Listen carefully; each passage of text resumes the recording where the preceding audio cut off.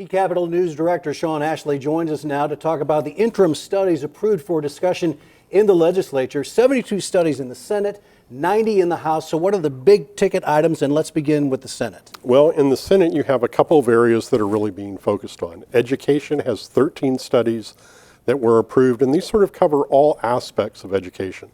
The Reading Sufficiency Act, funding in a variety of different ways, and charter schools. Health and Human Services was the other big area in the Senate, and that covers a wide gamut of issues just related to health in Oklahoma. What about the House? What are their priorities? Are they different? They're different and they're similar. On the similar side, of course, education is another big issue. In fact, in a number of cases, what you're going to see is the House and the Senate meet together to consider some of those issues, such as charter school funding.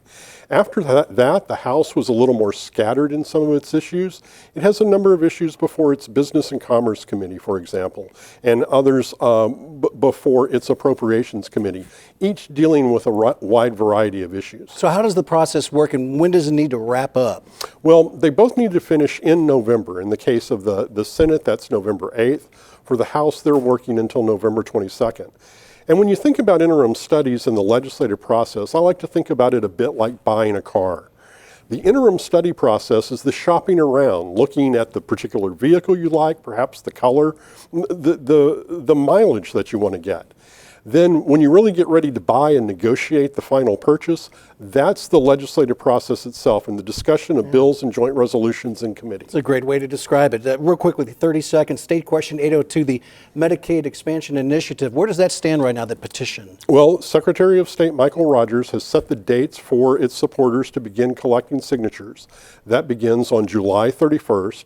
They have until near the end of October, October 28th, to gather approximately 178,000 signatures in order to get Medicaid expansion on a ballot sometime in 2020. Does that sound like a big get? It is. Yeah. It's a huge number, but on issues like this, we've seen support, and they've been able to generate those kind of signatures over that period of time. Great. Sean Ashley, thank you. You're very welcome.